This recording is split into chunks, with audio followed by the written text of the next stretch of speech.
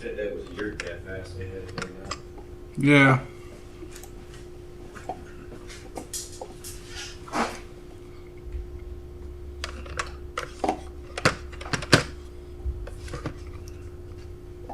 Testing, testing. 1, 2, 3. Everybody, let me know if you can hear me and see me good before we get into this.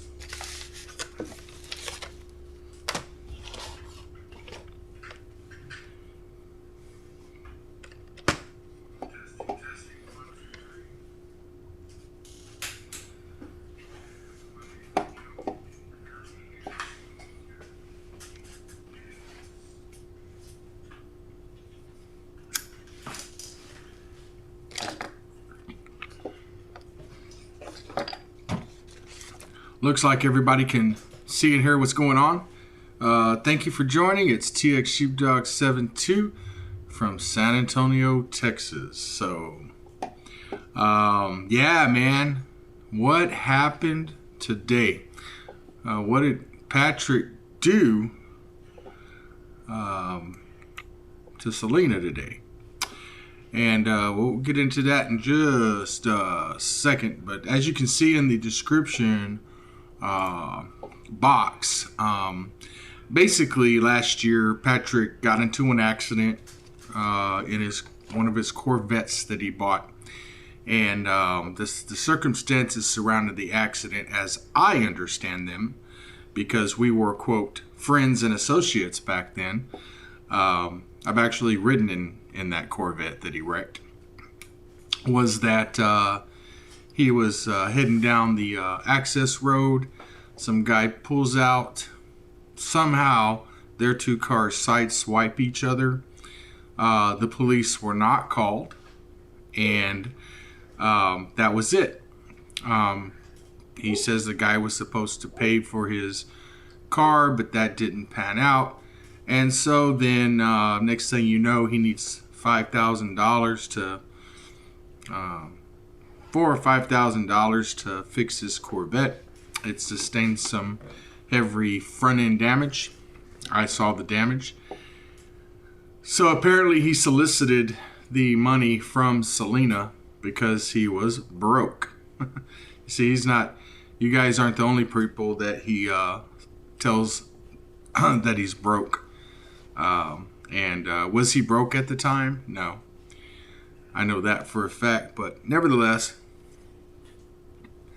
for whatever reason, Selena found it in her heart to loan him the money to fix his Corvette.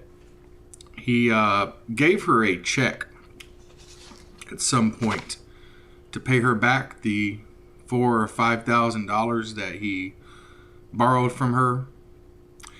And when she was going to cash the check, he did not have funds in the account. He came up with all kinds of excuses for her not to cash the check. And after, I think, a year or so, if I'm not mistaken. And by the way, Patrick has been invited to come and explain, but as of right now, he has not made any attempt to do that. So we're just going to have to go off of what we know so far. So he made all kinds of excuses, and today Selena and Patrick agreed to meet, I believe, at a police station in Conroe, where Patrick and his amateur stripper girlfriend shows up. And I say amateur because, frankly, yeah, amateur. It's amateur night. Anyway, they met up with Selena, and of course Patrick wants to see that Selena has the check, right? Because Patrick doesn't trust her, right? I mean, why would he trust her? That's rhetorical. That's a rhetorical question.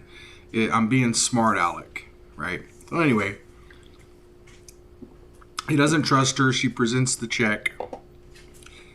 They're going to exchange he's going to give her a cashier's check. She's going to give him the check that he wrote that couldn't be cashed because there wasn't money in the account, and then he had closed the account. And he took the personal check and walked away without giving her the cashier's check, laughing and telling her that it was a civil matter now. And his stripper girl even was telling him, give her the cashier's check. That's the right thing to do. And he wouldn't do it. Said it was a civil matter. So, yeah, that's what he did. And that was that. So, I learned when I learned of this, which was immediately after it happened,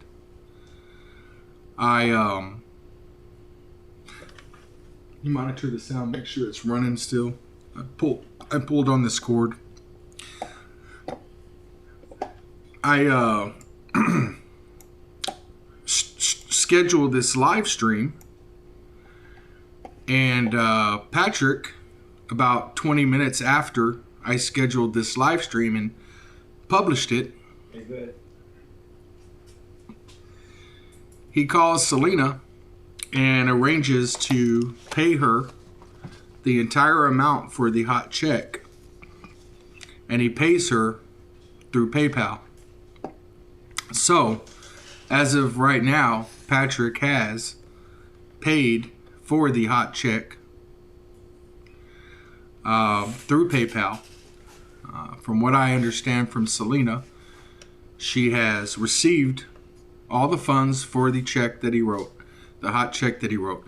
So, from what I understand, there will not be any criminal charges filed for the hot check now. So he dodged a bullet there. And that matter is settled.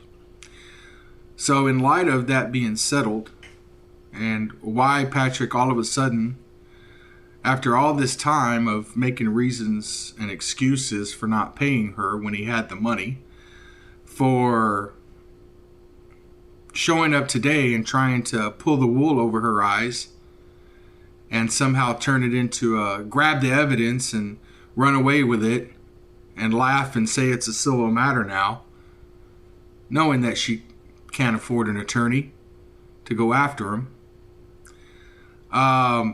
Why he had the sudden change of heart 20 minutes after I put out this screenshot. And he, I don't know, is it because he realized that Selena is tired of his shit and she's going to expose him? I don't know. I really don't know. I'm not in his brain. I don't know how he thinks. But, coincidence maybe. So anyway, that matter has been settled on the hot check. Selena declined to come on. She has some other obligations. And since he made good on the hot check, she said that she's going to go on, I think she was going to go into the movies or something, I don't know. But she had that already planned before all this happened. But I take it she was going to join the chat, and in case anybody thinks this is fake, she will certify that it is not fake. So at the time I made this, it was extremely important to do this interview and let everybody know and report on what Patrick Roth, disclaimer, Patrick Roth, an online social media personality, a public figure, a celebrity, if you will. It was important for me to get on and report about this latest development in this celebrity's life that attracted my attention as a journalist. So, anyhow, he has still not paid a dime towards child support. And I stand by that statement. It's public information. I check often. I checked today prior to this broadcast, and still not a dime. So he still continues to evade child support. And who knows? Maybe he's just going to wait until they suspend his driver's license and issue a warrant for his arrest for criminal non-support. That in Texas, if you are ordered to pay child support, which he is ordered to by the Attorney General's office, not through some agreement through an attorney, not something he agreed to do. We covered this on the last live stream. He doesn't even show up to the child support court. He didn't show up to the custody hearing. He lost custody of his daughter. He hasn't paid one dime towards child support, while all of us out here are struggling to make ends meet and support our children, which is something I did for many years. I don't do it now because I paid all my child support. But for those of you guys that are out there and girls that are, struggling to make ends meet, paying your child support, this guy is avoiding the Attorney General's office. And who he knows at the Attorney General's office that's allowing him, who makes, $1 million a year, and it says he's broke now, but by his own statements, which I have recorded conversations, him claiming to everybody that he's making $1,000 a day, he is avoiding paying his $600 a month child support obligation to support his daughter. That's what we call deadbeat. I'm not going to call Patrick a deadbeat. Not because it would be wrong or might get me in trouble, but because calling Patrick a deadbeat is like me calling Charles Manson a saint. So, did that make sense? I have other words for him that are deadbeat's not one of them. Anyway, yeah, deadbeat Patty. PayPal Patty, deadbeat Patty. There you go. Maybe we can coin a new phrase. So anyway, that's the deal on the Patrick front. The civil lawsuit that I filed against him for his actions surrounding the takeover, the hostile and illegal takeover of my Facebook page, is still ongoing. That matter is still pending. For those of you that don't know, we had a hearing, one of which he touts as a win for his team. But in actuality, the facts show and the documents show that we waived that hearing. We set up that hearing. We waived it because the purpose of that hearing was to enter into a permanent restraining order. We already had a temporary restraining order. We were entering into a permanent restraining order to stop him from doing things that he threatened to do, like destroy and delete the Facebook page, change the name to the Facebook page, so on and so forth.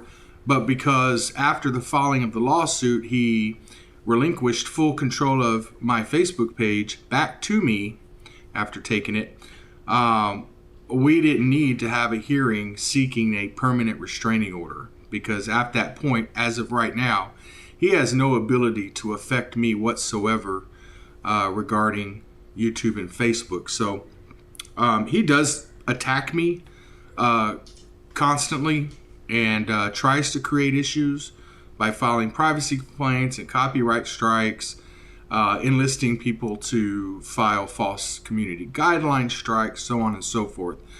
But other than that, he has no control over anything, so it wasn't necessary to go forward with that particular hearing. The case is still pending. He says that he sued me, but you can do a quick court search here in Bexar County, Bexar. You can pull the case and see that he didn't actually file a petition against me, suing me.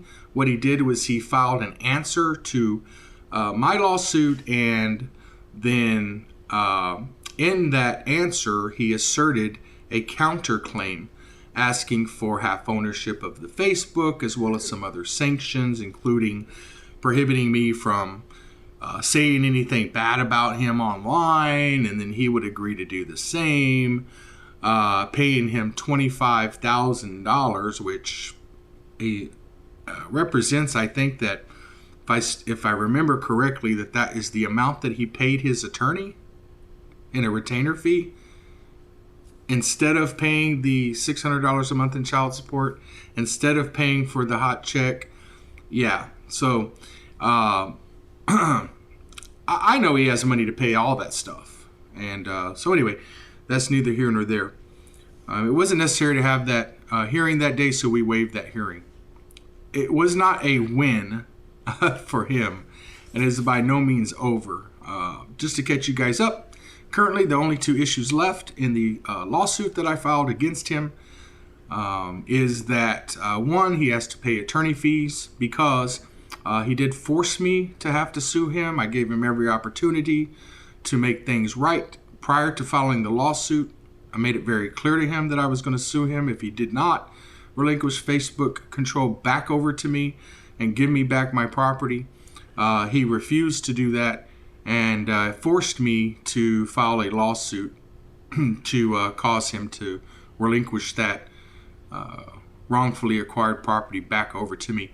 And then so for that, that's called a deck action. And if we prevail on a deck action, which I'm 110% sure we will, then he would be ordered to pay my attorney fees as a matter of law. He would not have a choice in that. It's not something that he can negotiate and get out of. It's just a matter of law. And then since his employer is Facebook, unlike Texas, where in Texas you cannot be garnished, they can't take it from your wages. For court orders in California, I believe they allow up to 25% to be taken out of your pay. And then we would just file that with Facebook, I think, and we would get Facebook to withhold and garnish 25% until whatever judgment is paid. Currently, as it stands, I believe the amount is $3,000 in attorney fees. And also, and then of course that could go up as the my attorney works more on it. And then we could at a later time change the action to also seek damages. So we'll see about that. But as it stands right now, $3,000 in attorney fees, and then there is a tax issue. There's an $8,000 tax burden, taxes that are due on a payment that was made by Facebook. As it stands, the only proof that we have is Annabelle my wife is responsible for those taxes. Patrick says he is. We have documentation showing that we're responsible, but he has failed to provide any documentation to show that that was changed. He just claims it was changed. And all he has to do is show proof that he's responsible, that he's going to get 1099 for that payment, for those taxes, and then I'll release him of that tax claim. But currently he's not doing that. He's refusing to do that.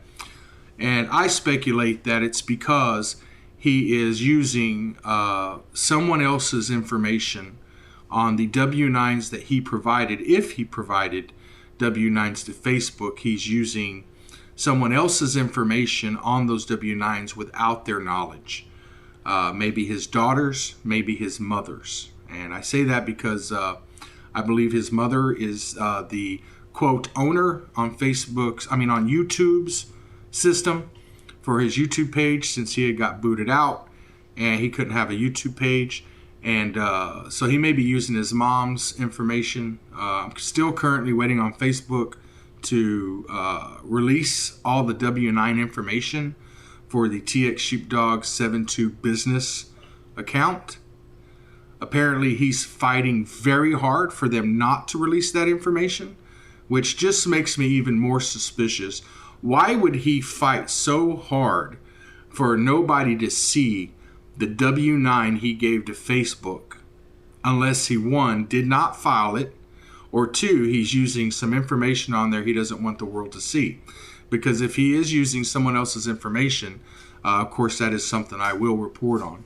Right now, that is just speculation. But if it pans out to be true, it'll get out there, and he knows it will. So otherwise, why wouldn't he simply provide the W-9 and get released of that claim?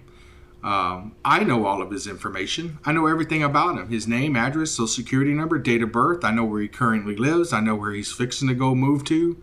I know everything about this guy. And if Patrick says I don't know this information, if he will agree to have me say it to the public, he could agree to do that. I can put it up on my website. If I could start a website and put it up on there and prove that I do know this information, including where he's fixing to move to, then I'll do that, right? But I don't want to dox the guy. But if he were to do a video claiming that I'm full of junk or full of shit about knowing his information, Patrick, this is for you, brother. You are my hobby. You have screwed over a lot of people. And you screwed me over. You tried to do to me what you did to other people. David, Tim, Selena, Floyd. You tried to do the same thing with me. And I told you, I warned you 100 times. I'm not the person you do that to. So there are some people in this life you'll learn that you don't do things like that to. It's just not good on any level. But he wants to learn the hard way, so there we are. All right, so since I don't have Selena like I promised, I figured maybe if you guys want, I can look at a video and give you guys a little insight from, I guess, if you will, I'm ex-law enforcement, so sometimes I can provide a set of eyes on something and kind of tell you guys, put myself in the tyrant's shoes and kind of not by any means, not excuse their behavior, but kind of tell you what they're actually thinking when they're doing this stuff. Who would be interested in something like that? I do have a video I'd like to touch on, but if you guys have one that in particular that you guys want to check out and want my 2 cents on, I'll certainly do one of those commentary videos right here live before we get off of here. Mrs. Sheepdog made some brownies, blueberry brownies with blueberries in them. They're hot and piping in the oven. When I get off of here, I'm going to have some vanilla ice cream with some of that stuff. And then get to bed because I got to get up early for work tomorrow. So anyway, while I'm on house arrest, I did go back and start working more in my chosen profession or my side profession, whatever it is you want to call it. So I'm going and putting in more hours at the clinic. And it's so great. I had been gone for so long. I showed up my first day and I had patients that were crying because they missed me and they were so happy to see me back. It was great. So I'm really enjoying that while I'm on house arrest. And I should be off of house arrest sometime mid-December and hopefully never be on that again. Screwed up, so I'm paying my dues. So anyhow, let's see what we got going on here in the chat section. Da-da-da-da. I remember Patrick's birthday. It's the same day I quit alcohol 32 years ago. Brad Mitch says. Hey, and you guys, I noticed a post by Justin Pulliam a little earlier. He posted on Corruption Report that apparently he's bothered, significantly bothered by the current charge that he's facing. May I have another one, man? He's got this charge, I think, out of Brazoria County or something like that, where they arrested him for interfering. It was a complete retaliatory arrest, and it's a bad situation, complete tyranny there, and he seems to be taking it pretty hard, and he's asking for people's help. I don't exactly know what he's asking for. But he's reminding everybody that this situation's not over, and he is asking for help. So if you are so inclined to get over to his page and show some support for him, I would appreciate it. For those of you that follow me on Facebook, you know that I did take a screenshot of his plea, and I made some snide remarks about it. That is just the way I feel. But you shouldn't take how I feel and adopt it how you feel. You make your own decisions. I've always said, go watch his stuff. He does a great job doing what he does. Why do I still have a beef with the guy? Well, because he has alleged and he stands fast that I've committed a crime against him, which I will say is not true. It is a lie. He attacked the friends around me with lies. And but more importantly, he still alleges that I have committed a crime against him, and for not addressing that face to face when I gave him the opportunity twice, for not addressing it live on several channels that gave him the opportunity, address his claim, for deleting anybody and everybody that made any kind of points about that issue. I consider him a coward, and I just don't like cowards to begin with, and especially a coward that has made a statement materially false about me and whether or not I've committed a crime or not. Put up or shut up, right? So anyway, that's my feelings on Justin Pulliam. That should not necessarily be your feelings towards him. As far as his auditing and his journalism, he does great work. He's one of the OGs of journalism, and he does some great work. So get over there and show him some support for his situation. It's not easy being arrested unlawfully, and he's going through that right now. So what'd you say? Merb? Oh, yeah. Is anybody talking about that? Yeah, I'm not going to bring that up if nobody's talking about it, because he's a nobody, and I ain't going to bring that up. But let's see here. There is a guy called Merb East, MERB. I think it's 34ST. He recently chimed in again on some Texas-related stuff, of which he has proven in the past, over and over again, that he knows nothing about Texas law, and he shouldn't. He's a California family law attorney, out of California. So, I don't expect him to know anything about Texas law, but he likes to chime in on Texas law. Most recently, he's a troll. Generally, he tries to point out the bad things about people that do things, like I do, and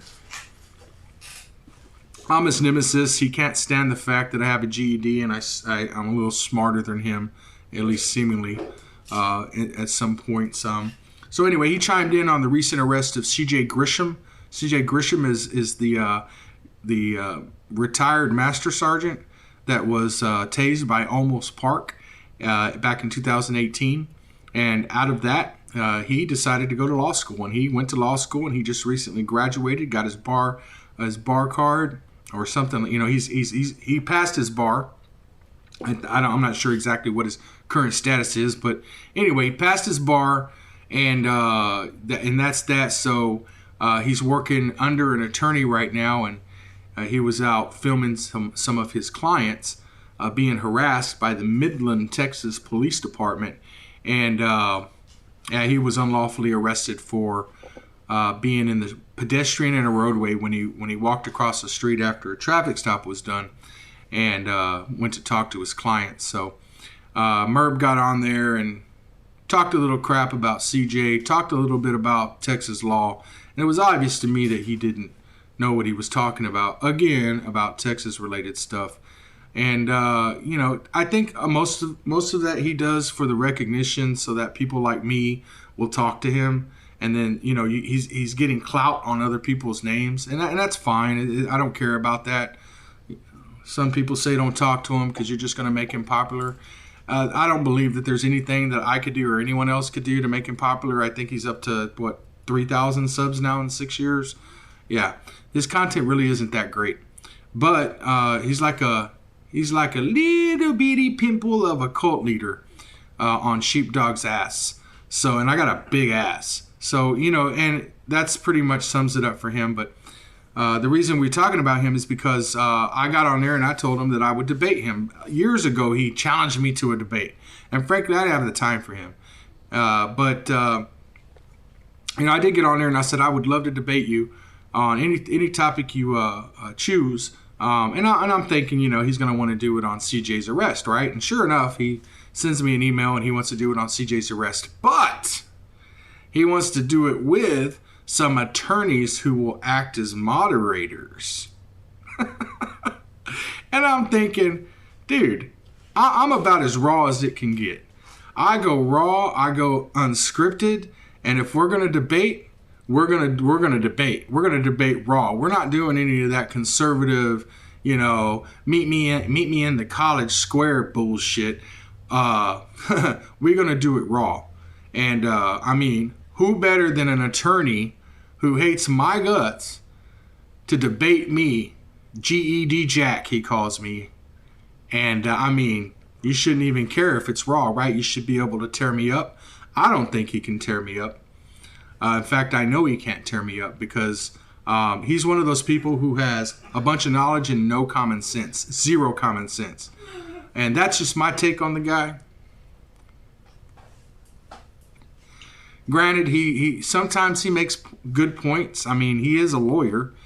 Even though it took him, I think, 21 times to pass his bar exam, he passed it. He went to some college, so he has some knowledge. If you ask him what 22 plus 22 is, I'm sure he can answer that a lot quicker than I can. Although I can tell you quickly that the square root of 69 is 8 something. He probably never figure out what that means. But nevertheless, that's the difference between being raw and being smart. Or I got street knowledge, he has school knowledge. And no, he doesn't want to debate me raw, and I understand why. So he'll probably never debate me raw, and I'll never debate him with his cronies controlling the strings. So anyway, I think he said he's afraid I'm going to say something that might hurt his feelings. That's why he wants it moderated. He's not interested in me hurting his feelings, and I get it.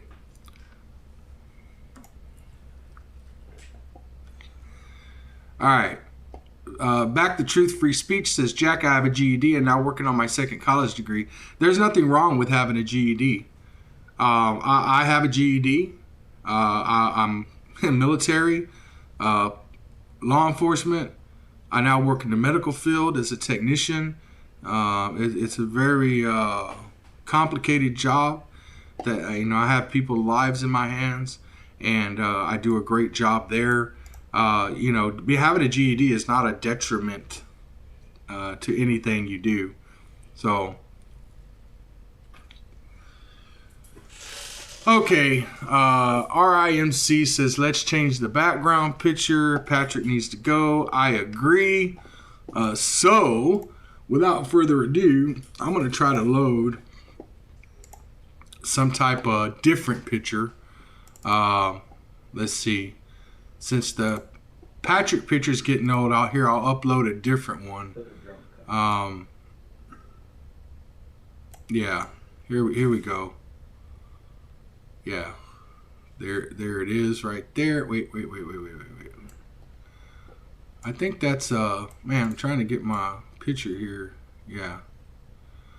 Let's see here. Here we go. That was his, I think, a wanted poster that was put out when he was charged with communicating threat against a public official, terroristic threat, and criminal trespass. Great guy. I'm just joking with you guys. I'll change the image here again. Let me see what kind of picture I can put up there. Man, let's see here.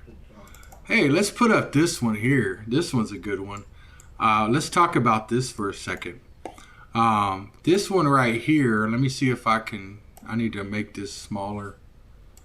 Sorry guys, I need to small this picture down. Let me see here.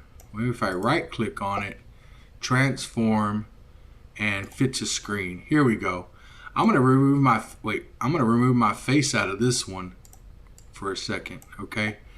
And yeah, so hopefully right now you're seeing just a screen of this cop. And this is funny because this little cop here, he, man, I want to show you the video, but you guys are going to have to bear with me while I get that video up. I know how to do it. It'll just take a minute, but that was in Miami, and that video was put out by Raggle Monkey. And I think the Armed Fisherman, maybe, I don't know, but I know it's Raggle Monkey. And there was somebody else there with him. Forgive me for not calling out your name. I did watch the video. Man, it was crazy. This cop right here jumps out of his car, handcuffs him, tells him at one point, he puts one in the car, one of the auditors in the car, and then he goes to put the other one in the same side and tells him, lay on top of him. And then he gets punked out by his supervisor, has no RAS of a crime whatsoever. And then this guy's talking mad shit to these auditors. And look at this dude. Look at him. First off, he's like 4'3", okay? And then what's even shorter is, well, I don't even need to say it, right?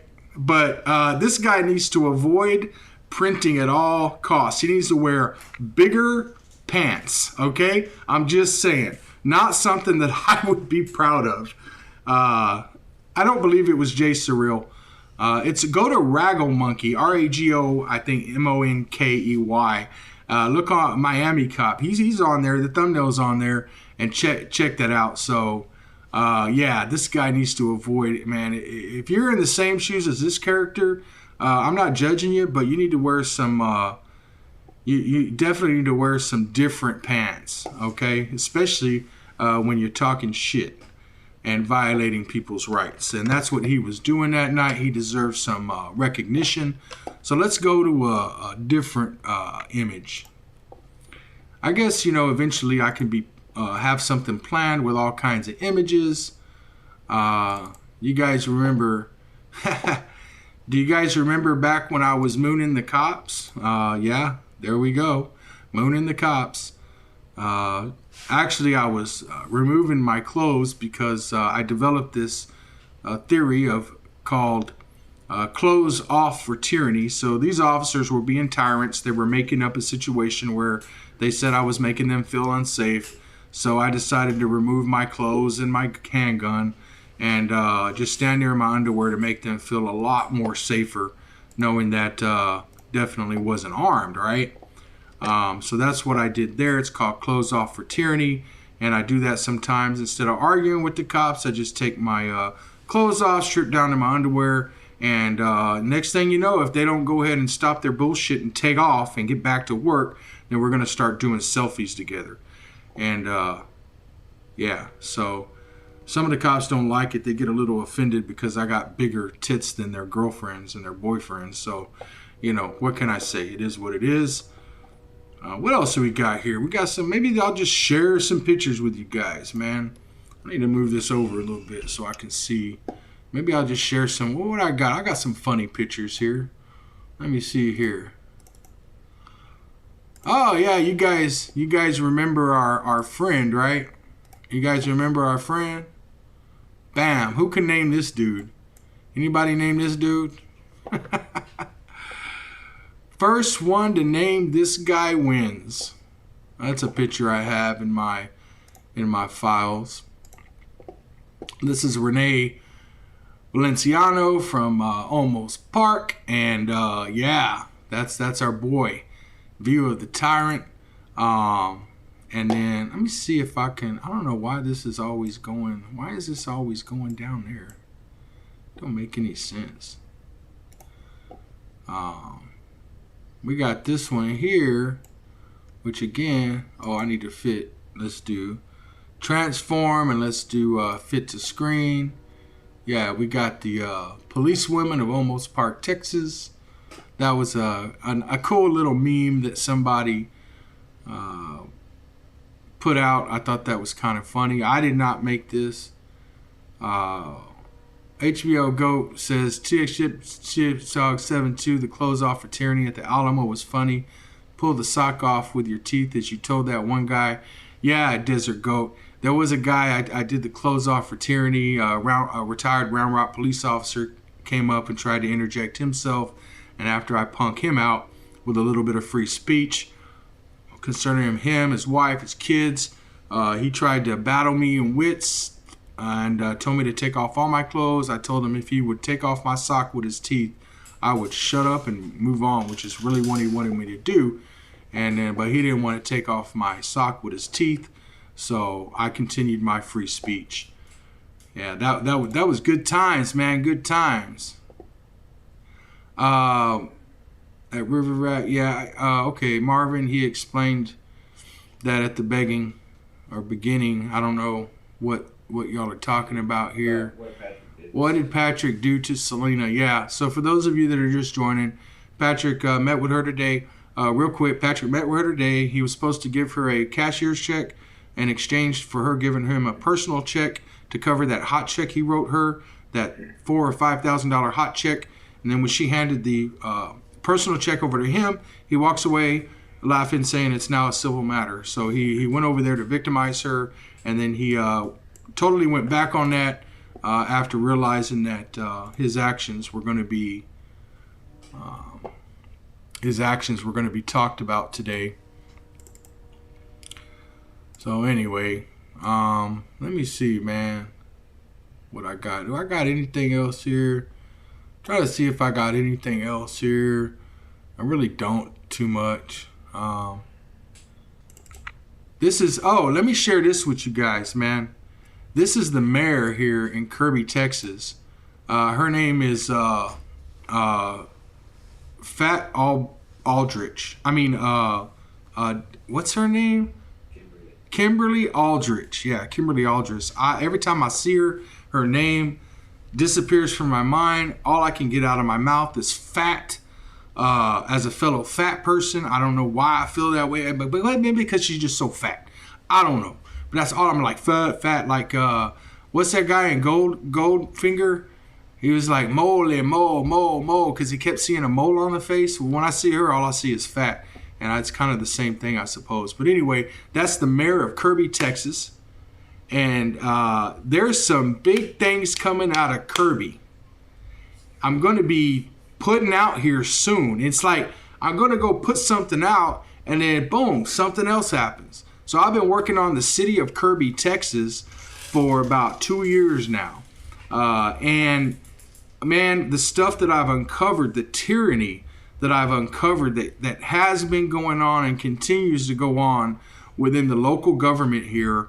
I thought that I had the backing, and at least the half backing and the perceived support of the police chief, who by all other accounts appears to be not a tyrant. But I come across some information here recently that tells me that man, she's really good at hiding the tyranny, and that's what I'm thinking right now. That could pan out to be not the case, but I think it is the case. And so I'm waiting on some more records, and then I'm going to start breaking out all the juicy details about the Kirby city government. But let me tell you, the city of Kirby is the next Leon Valley.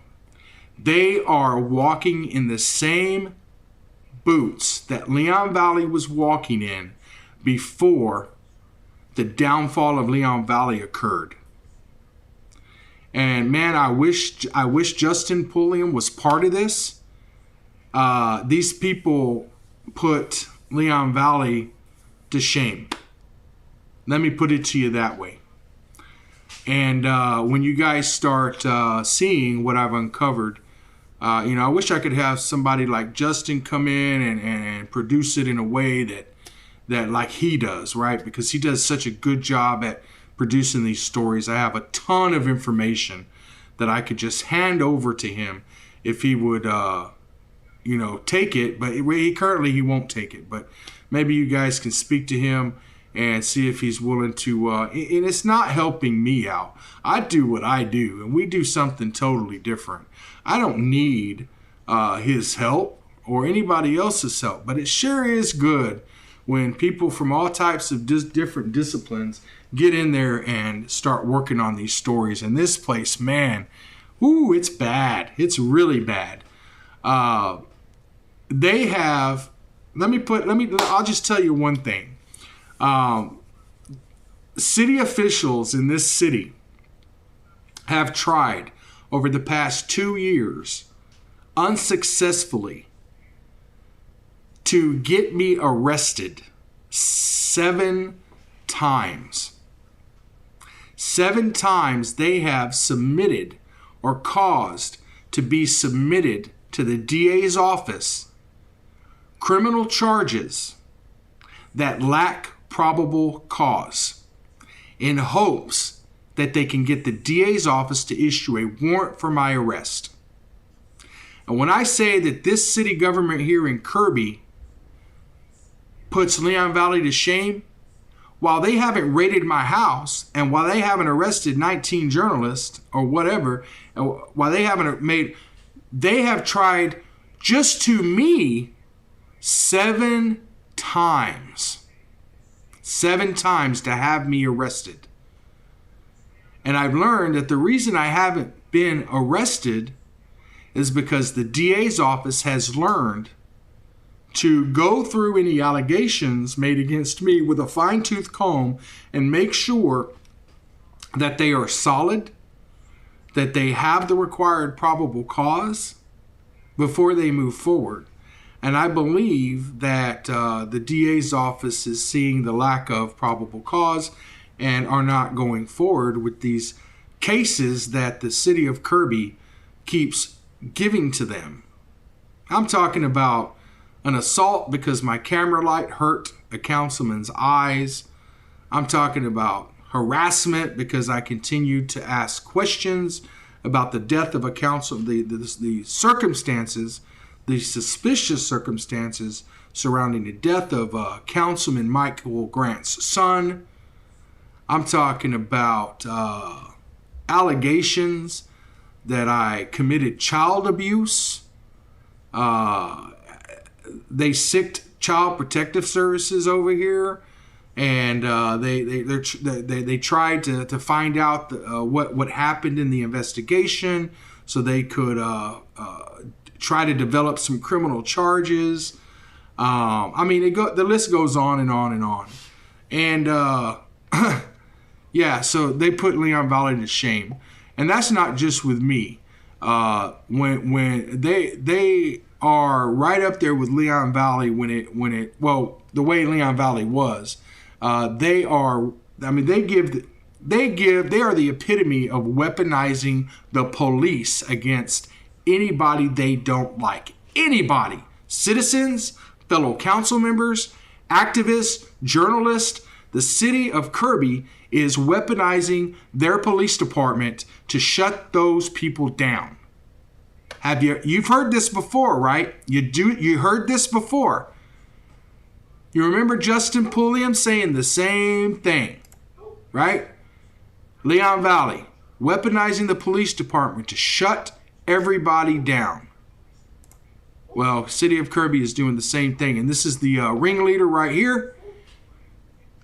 This is the ringleader right here, Kimberly Aldrich, city of Kirby, Texas, mayor. And I will produce a ton of information to back these claims up. I guarantee it. Let's see here.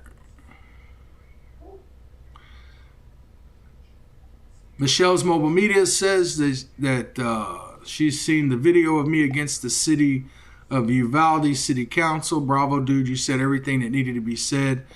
Yeah, Kirby City Council. Let me put that thumbnail up right quick.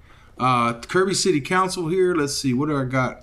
So image. I think that's going to be in my downloads. Let me see here. Let me go through here and see what we got for... yeah.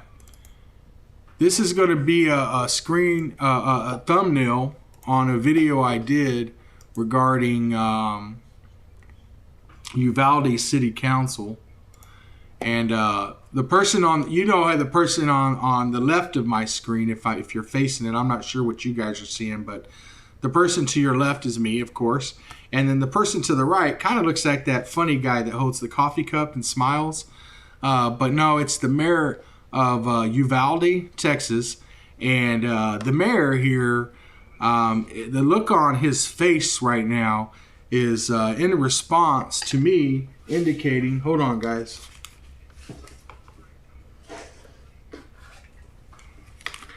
That look on his face is his response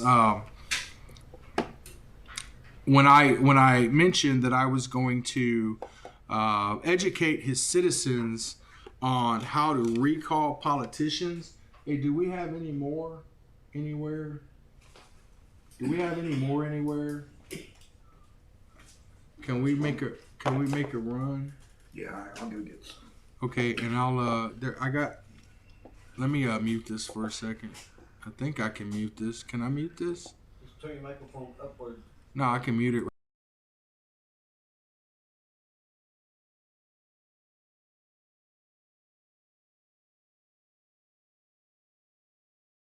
Through the back, so I don't. All right, guys, I'm back.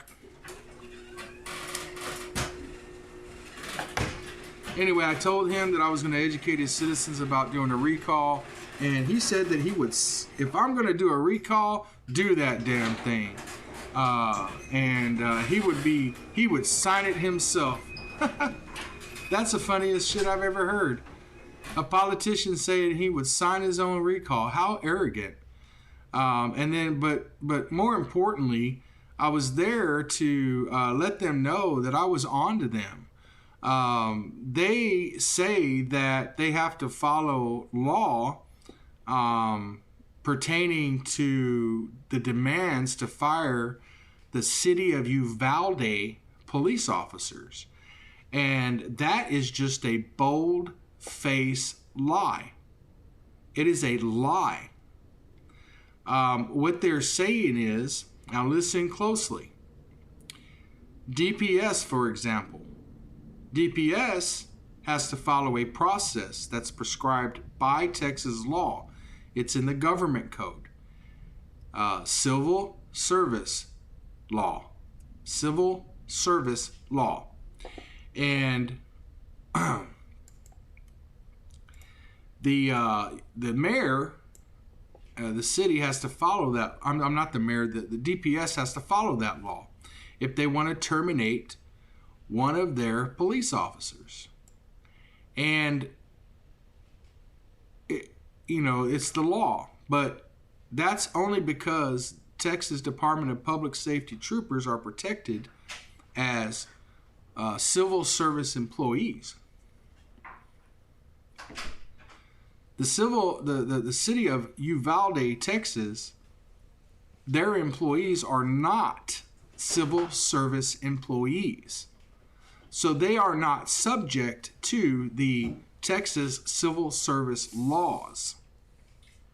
The city is saying that they are, but they are not. That is a lie. It's not a mistake. It's not a misunderstanding. It is the law.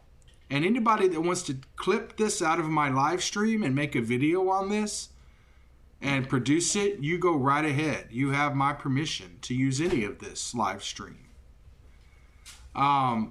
So the mayor and the council people are protecting the city of Uvalde police officers by lying to the public and saying that their hands are tied, that they cannot fire their own police officers, the ones that showed up to the school and when faced with a decision to put their life on the line to save children and others who were dying and being massacred inside that school and left there bleeding to death, that they decided to put their safety before anyone else's safety and stand outside that school for what we know now is ours.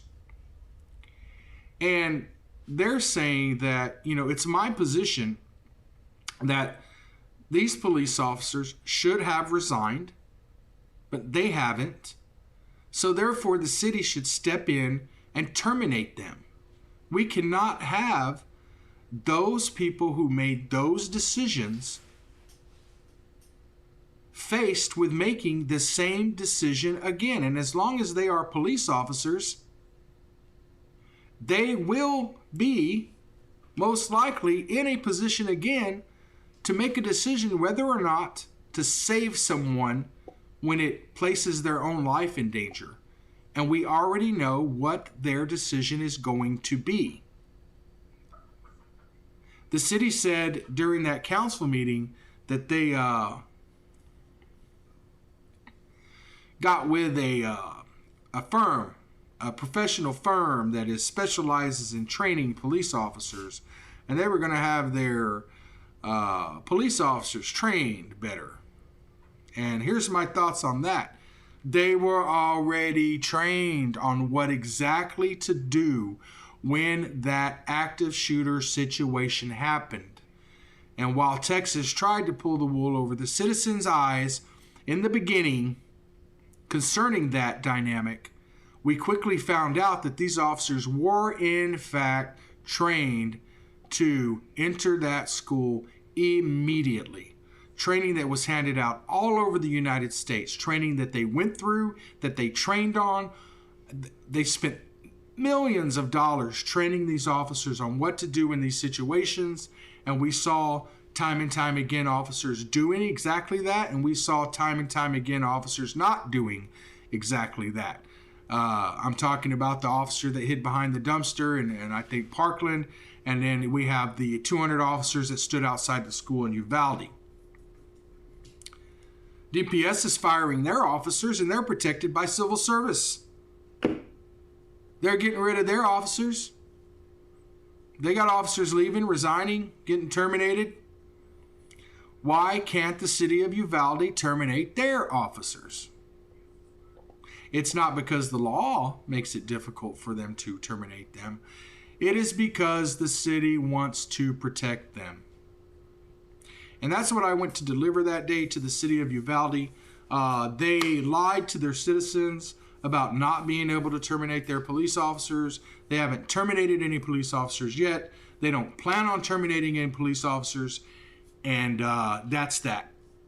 I've reached out to them by email several times and phone calls, begging them to just prove me wrong. Just show me what law y'all are talking about that stops you from terminating your police officers. And I will go out publicly and retract my statements about them. But guess what they said? Zero. Nothing. No responses whatsoever. Because, well, I already know the answer to that. There is nothing stopping them from firing their officers. They are lying to the public. And why that public there, why the citizens of Uvalde are sitting there standing back while their city officials are lying to their face and using the same cops out on the streets, the same cops that left those people to die. They're still out on those streets. They are still going to be the first people to show up. And they're still going to make the same decision if it involves them possibly dying. And that is to hide. It's crazy. So, yeah. So, anyway. Let's see here. People want me to stop smoking? Yeah, I do too, but that's another story. Let's see here. Michelle says, training they chose to ignore. That is correct. They chose to ignore their training, and that's just the way that is. And they're going to continue to ignore the training. We know it's important to these officers, and it's not you, it's not me, and it's not your children. And law enforcement took a huge black eye. For those cops that are watching right now and you think that you're out there doing the best you can, trying to set an example, I strongly disagree, because I don't see you doing anything but your job. Kudos to you for doing your job. But also kudos to the people that are on my live stream right now that have a job, that do their job. You don't get any special recognition out of me for doing your job, officers. You should be up in arms. They gave you a huge black eye. Because while I used to think that there was a certain number of officers that would have ran in that school, now I think there are less amount.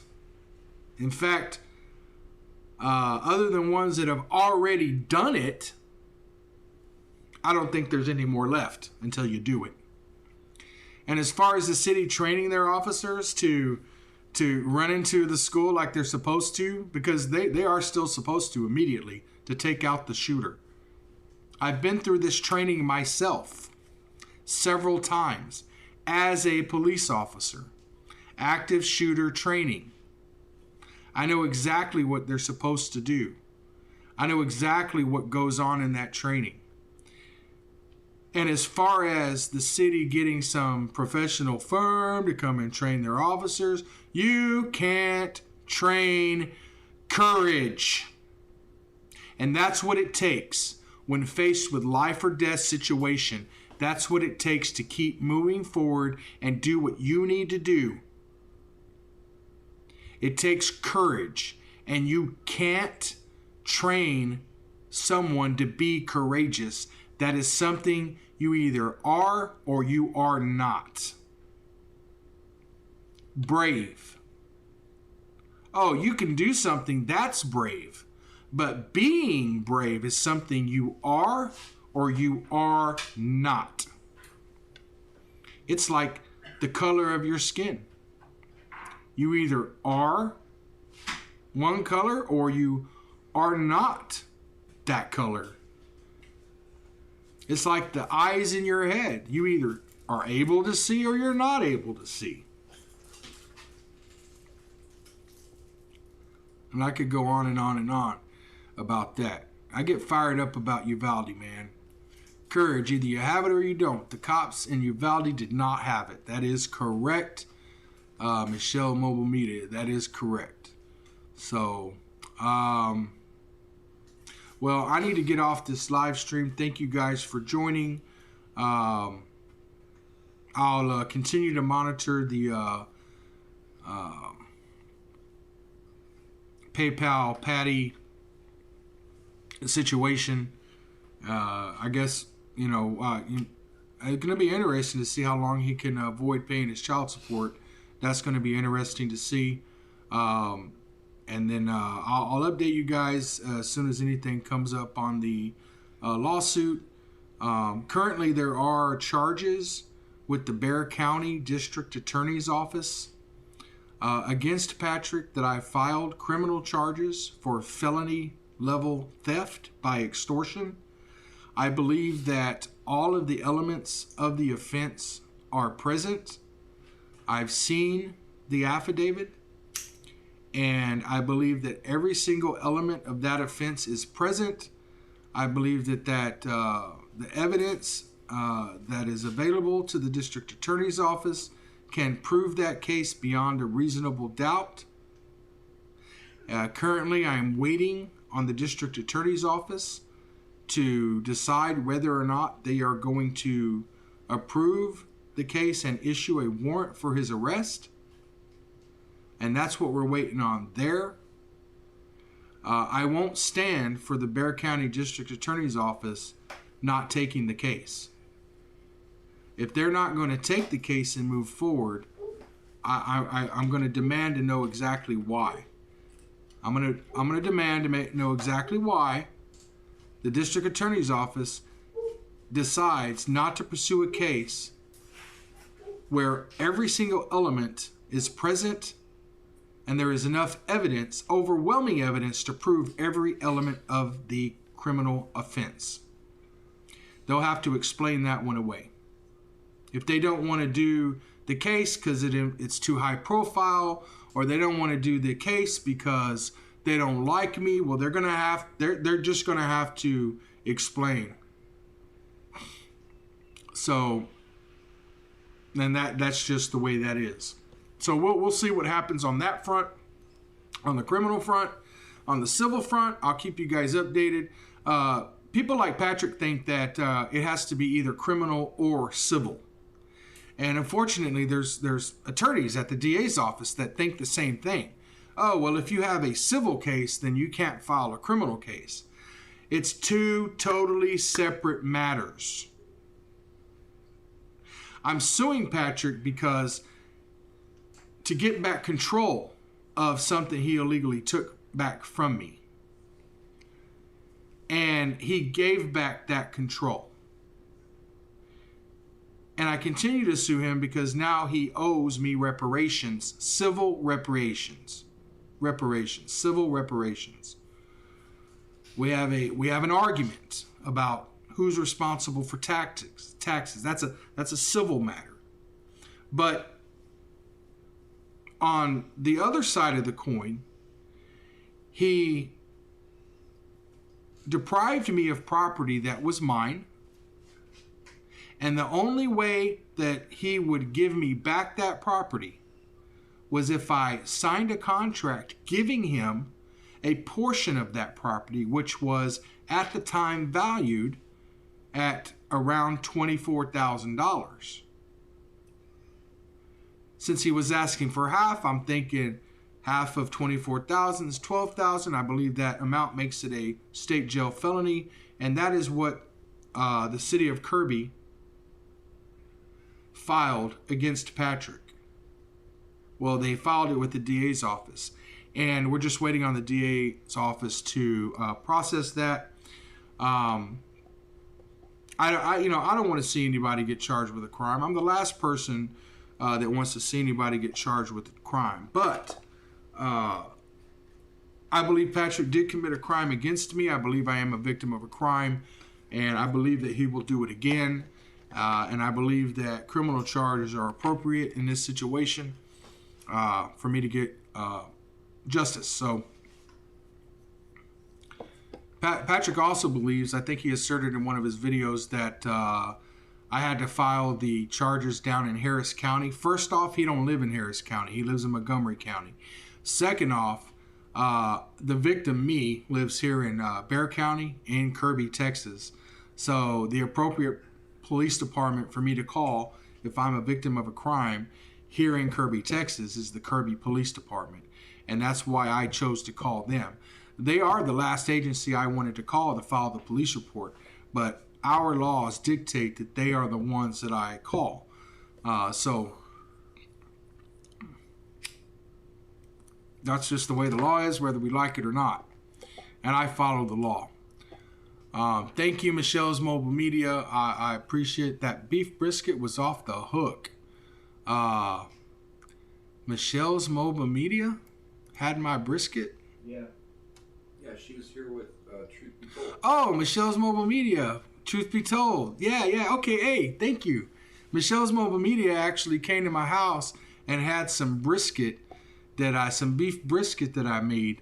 And generally, when I do a brisket, it's about a 20-hour process. I should do a video on it one day. Beef brisket with sheepdog. Yeah. So, beef brisket with sheepdog. We can do brisket and martinis whenever I'm allowed to drink. I can't drink right now, but anyway, yeah, man. Thank you, Michelle's Media. That brisket, yeah, I make some really good brisket. I smoke it the old-fashioned way.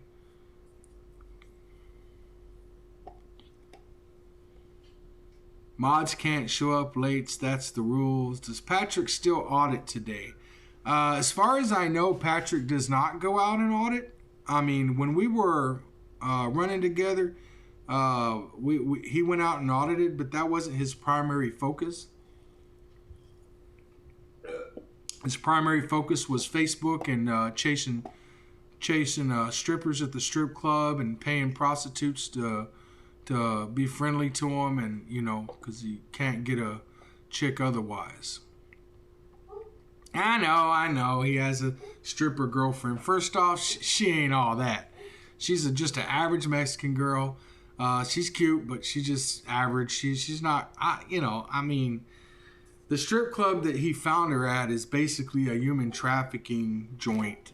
Most of the girls there are paying off their coyote for getting them into the country. So it's one of those joints. And, I don't know that for a fact, but you put two and two together. I've been around long enough to know ducks. And if they walk like it and talk like it, they probably duck. You know how that saying goes. So, yeah. Let's see here. Breaking the Flaw says, do you need to show ID to enter federal court? I might get arrested tomorrow. Do you need to show ID to enter federal court? As far as I know, your federal courts require ID to enter the building. That is their rules. I'm not sure about the law that supports that. But if you don't know what the law is that supports that request, I would brush up on those laws before you try to test those laws. That's my advice to you. That's what I live by. Don't test anything that you don't know. Because once you're caught up in the federal system, man, that's a hard system to get out of. Ask Joshua Martinez. If you don't know who that is, breaking the flaw, look up Joshua Martinez, Las Vegas, and do some research on his situation. A guy that never broke a law, but man, the federal, a cop, a Las Vegas cop that has connections with federal agencies have really hemmed him up, and he hasn't broken any law, and they've hemmed him up bad, man, bad. I don't get scared of too many things, but I'm almost scared to even talk about it. It's bad, and all the information is publicly available. Joshua Martinez. Now you're not going to find him, I don't think, on YouTube, Facebook, anything like that, because they have him locked down. He's on house arrest, I think, at home. But man, they really dicked him. I don't know what you're trying to accomplish there by not showing ID in federal court. But I can tell you this, man. I stopped arguing with cops about ID a long time ago. They all know who I am. Now I try to take the whole ID thing. You know, they want that ID. And rather than challenging them on it, I just try to make them look as stupid as possible. I make them on that mission look as stupid as possible. So it's funny when officers show up and the first thing they want to do is ask for ID, and they're expecting to get into an argument with you and then arrest you for not providing ID unlawfully, and then nothing happens to them. So it's, I think it would be funny when officers showed up. Before we do anything, first and foremost, get out your pen and pieces of paper, because you all need my ID. And we're not doing nothing until y'all write down all of my information. We're going to start with my zip code. That's right. And after I give you the zip code, we're going to move to my street name, which the first word of my street name is Dick. Write it down. Don't capitalize it. Don't make it a big dick. Make it a small dick. And the second word is Gordon. Dick Gordon. That's right. And, guys, just make it funny. Make it funny. And then after I give the street name, well, we can go on over to the DPS audit number that's found on my driver's license number. It's about a 30-digit number that I'm going to have to read. And I'll have to take a picture of it and blow it up because I don't see very good. But I need to give you that audit number off my driver's license number.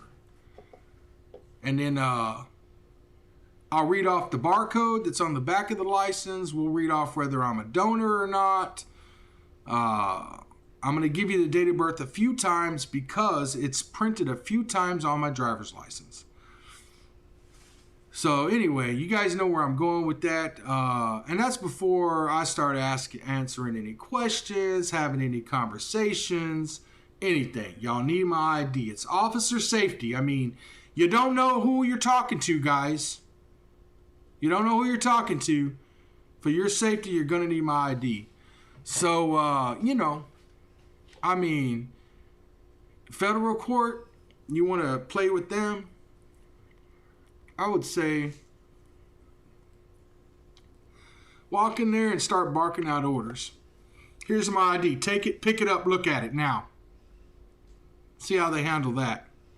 Could you imagine if they're like, no, we're not looking at your ID. Take it and put it back in your pocket because you're telling them to look at your ID in a federal courthouse? Because let me tell you, every time I go into the federal courthouse, I pull out my ID when I'm walking up. I hand it to them. They look at it and they look at me and they say, here you go. They don't read anything on that driver's license. They just look at the picture. They don't scan it. They don't run it to make sure it's a valid ID.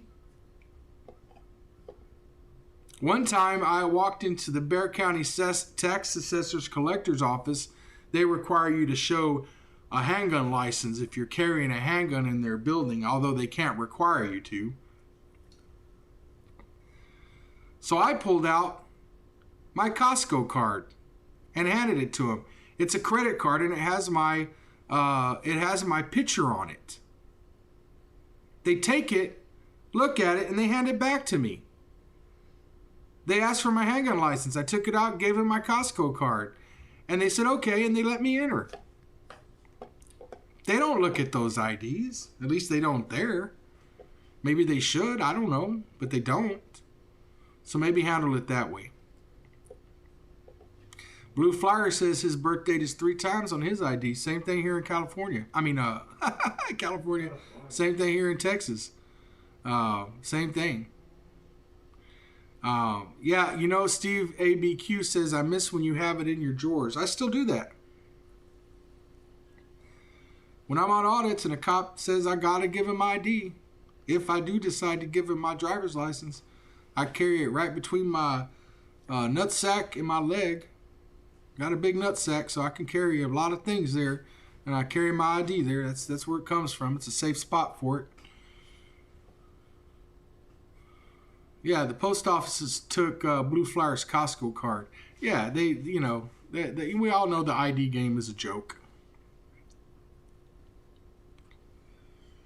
357 Sig Beats, I don't think they are qualified to read those identification cards. So Ed Looney's late to the game. Ed Looney says, if you want to argue and trash each other, take it private. We don't need the drama crap to our lives. Ed Looney, take your comment private. Go somewhere else. We don't need to hear your crying. Oh, good Lord. You don't have to watch. You can literally close out your screen. You can watch something else. Ed Looney, quit being loony. Found another Karen, yes. Let's see. All right, what else we got here? Imagine practicing free speech in a First Amendment auditor chat. Yeah, I mean, I don't really delete nobody. Maybe my mods do here and there. I know YouTube blocks things, and there's no rhyme to reason on why they block certain things.